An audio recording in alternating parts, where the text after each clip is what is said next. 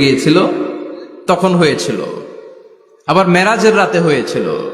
উম্মে হানির ঘর থেকে চলে সাইয়েদনা জিবরাইল বিশ্বনবীকে হাতিমে কাবায় শুইয়ে দিলেন।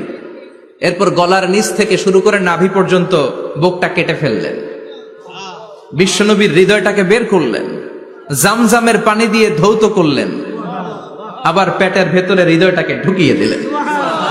দিস ইজ কল্ড শাক্কে সাদার। উর্দু ফার্সিতে বলে সিনা চাক, ইংরেজিতে বলে ওপেন হার্ট সার্জারি। সুবহানাল্লাহ পড়বেন না? আমাদের অনেকের ওপেন হার্ট সার্জারি হয় না, গলা থেকে নাভি পর্যন্ত কাটা, সেলাই করে দিলে আবার বাঁচে।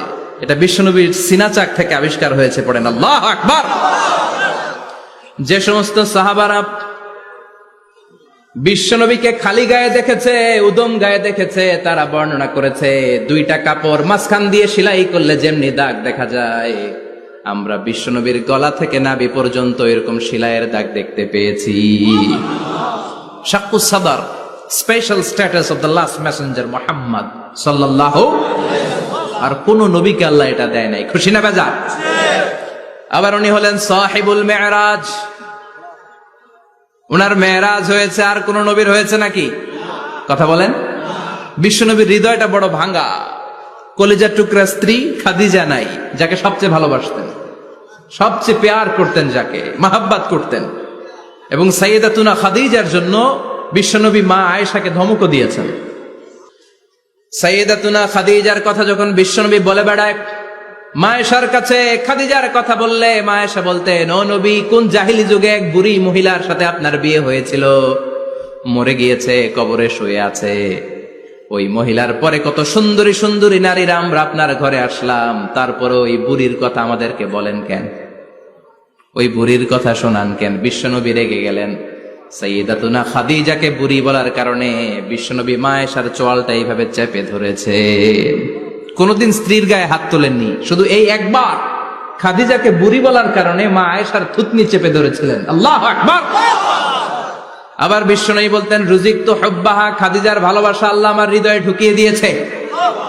আবার বিশ্বনবী দোয়া করলে বলতেন, ও আল্লাহ, ওই কিয়ামতের ময়দানে যেদিন বন্ধু বন্ধুরে চিনবে না, বাবা ছেলেরে চিনবে না, মা তার মেয়েরে চিনবে না, পীর সাহেব মুরিদরে চিনবে না, মুরিদ পীর সাহেবরে চিনবে না, ওই কঠিন দিনে যেন আমি আমার কলিজার টুকরা খাদিজারে ভুলে না যাই। ওই কঠিন দিনে আমি যেন আমার খাদিজারে চিনতে পারি। সুবহানাল্লাহ। তার মানে ভালোবাসা বেশি না কম? সাইয়েদাতুনা খাদিজা ইন্তেকাল করলেন, জাবালে হাজুনের পাশে ওনার কবর।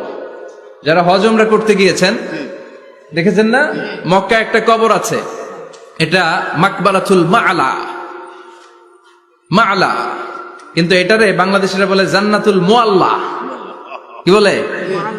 এটারে জান্নাতুল মুআল্লা বলবেন না, কারণ এই কবরস্থানে অনেক কাফির মুশরিকেরও কবর আছে, তো ওদের কবরস্থান কি জান্নাত হতে পারে?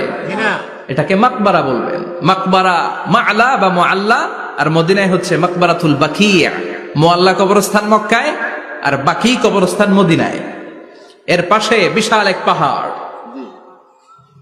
হেরেম শরীফ থেকে দেখা যায় জাবালে হাজুন, এর পাদদেশে বিশ্বনবী নিজ হাতে সাইয়েদাতুনা খাদিজাকে কবর দিয়েছেন।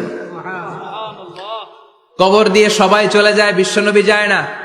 দাঁড়িয়ে দাঁড়িয়ে কাঁদতে লাগলেন। সাইয়েদনা আবু বকর বলে, নবী চলেন ঘরে ফিরে যাই। বিশ্বনবী বললেন, তুমি যাও, আমি যাব না।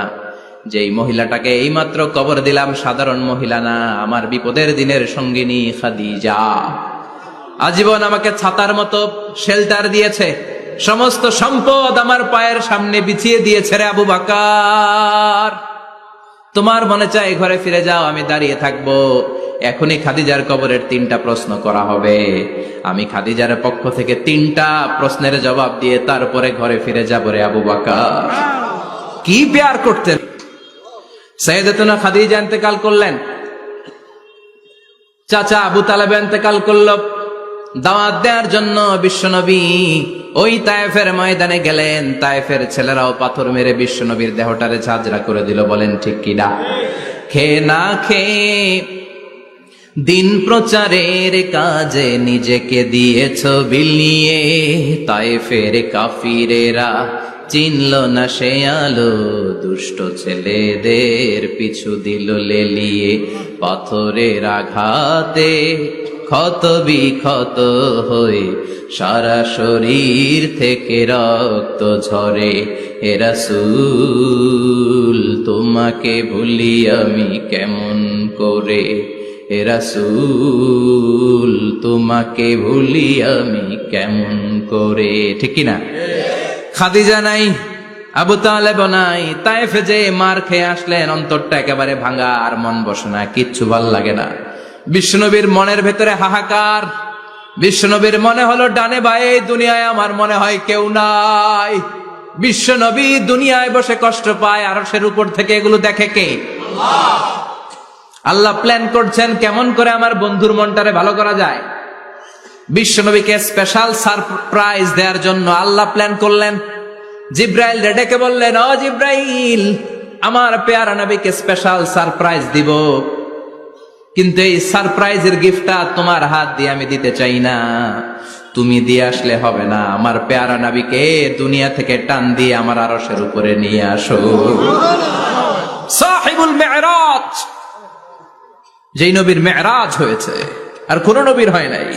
এই মেরাজ করতে যে কত কাণ্ড, কত প্ল্যান প্রোগ্রাম আল্লাহর। টাইমের স্পিডকে আল্লাহ থামিয়ে দিলেন। মক্কা থেকে উঠিয়ে বিশ্বনবীকে এক মরুভূমিতে রাখা হলো রাতে। বললেন দোয়া করেন। দোয়া করে বিশ্বনবী বললেন, ভাই জিব্রাইল, এটা কোন জায়গা, কোথায় দোয়া করব? সাইয়েদনা জিব্রাইল বলেন, নবী, কিছুদিন পরে এই জায়গায় আপনি হিজরত করে আসবেন, এই জায়গার নাম ইয়াসরিব, মদিনা। দোয়া করলেন। আবার সেখান থেকে তুলে এক পাহাড়ে রাখা হলো, নবী দোয়া করেন। দোয়া করে নবী বললেন, এটা কোন পাহাড়? অন্ধকার, আমি তো কিছু চিনি না। সাইয়েদনা জিব্রাইল বললেন, নবী, এটা সাধারণ পাহাড় নয়, এই পাহাড়ের কথা আল্লাহ কোরআনে বলেছেন, এই পাহাড়ের কসম আল্লাহ কোরআনে খেয়েছেন। এই পাহাড়টা হলো আপনার ভাই মুসার পাহাড়, তুর পাহাড়। তুর পাহাড়ে তিনি দোয়া করলেন। কত কিছু করে বিশ্বনবীকে আল্লাহর আরশে নিয়ে যাওয়া হলো। সাহিবুল মেরাজ। বিশ্বনবী ছাড়া আর কোন নবীর কি এরকম মেরাজ হয়েছে? সবাই বলেন হয়েছে। এরপর উনি হলেন সাহিবুস শাফা, শাফাতের মালিক। বিশ্বনবী ছাড়া কিয়ামতের ময়দানে কেউ আমাদের জন্য সুপারিশ করতে পারবে না। পাগল হয়ে যাব আমরা। সূর্যটা মাথার কাছে, ক্ষুধায় তৃষ্ণায় জিহ্বাটা কুকুরের মতো বের হয়ে ঝুলতে থাকবে। মাথার মগজগুলো গলে গলে নাকের ছিদ্র দিয়ে, কানের ছিদ্র দিয়ে বেয়ে বেয়ে পড়তে থাকবে। বাবা ছেলের দেখলে দিবে দৌড়, বলবে চিনি না, ইয়া নাফসি, আল্লাহ আমারে বাঁচাও। ঠিক কিনা? পীর সাহেব মুরিদ রে বলবে চিনি না, মুরিদ পীর সাহেব রে বলবে চিনি না, ভাই ভাই রে চিনবে না।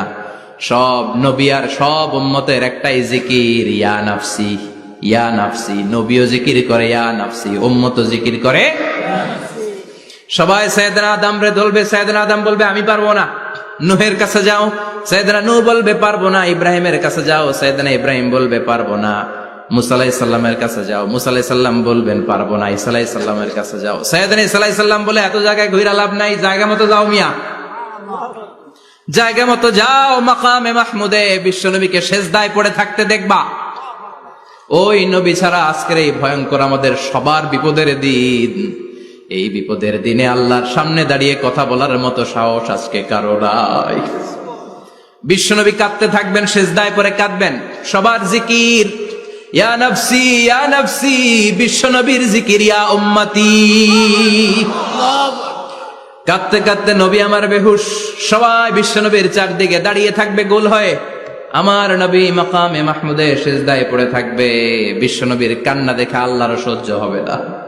আল্লাহ বলবে, না নবী, ইরফা রাসাক, মাথা উঠান, আর সইতে পারি না। সাল তোতা, এবার চান, কি লাগবে আপনার, সব দেব। ওয়াশফা তুশাফা, যার জন্য সুপারিশ করবেন তাকেই জান্নাত দিয়ে দেব। বিশ্বনবী বলেন, লিকুল্লি নাবিয়িন দাওয়া মুস্তাজাবা। সব নবীর দুনিয়াতে একটা স্পেশাল দোয়া ছিল, এটাকে বলে দাওয়া মুস্তাজাবা। এই দোয়াটা করলেই কবুল করে নিয়েছে কে? আল্লাহ। সব নবীর ওই দোয়াটা দুনিয়াতেই করেছেন, শুধুমাত্র কেবলমাত্র বিশ্বনবী তার স্পেশাল দোয়াটা আজ পর্যন্ত, এখন পর্যন্ত করে নাই। বিশ্বনবী বলেন, ওয়া ইন্নী আখতাবিউ দাওয়াতি শাফাআতান লি উম্মতি ইয়াউমাল কিয়ামাহ। আমি আমার দোয়াটা, আমি আমার স্পেশাল সাপ্লিকেশনটা কিয়ামতের দিন কঠিন মুসিবতের কালে তোমরা যখন বিপদে পড়ে যাবা, আমার স্পেশাল দোয়াটা ওই দিন করে আমি তোমাদের সুপারিশ করে জান্নাতে পাঠায়া দেব। সাহিবুশ শাফা, বিশ্বনবী ছাড়া কথা বলার মতো ক্ষমতা, স্পর্ধা, সাহস সেদিন কারো থাকবে না। চিৎকার করে বলেন ঠিক কিনা? বিশ্বনবীর ভালোবাসা যেন আমরা অন্তরে রাখতে পারি, তুমি তৌফিক দাও। বিশ্বনবীর অনুসরণ এবং ভালোবাসা ছাড়া আল্লাহকে পাওয়া যাবে? আল্লাহকে যে পাইতে চায় হাজরাতের অনুসরণে, আরশ কুরসি লৌহ কালাম না চাইতে পেয়েছে সে। হাজরাতের অনুসরণে, আরশ কুরসি লৌহ কালাম না চাইতে পেয়েছে সে। সুবহানাল্লাহ পড়েন।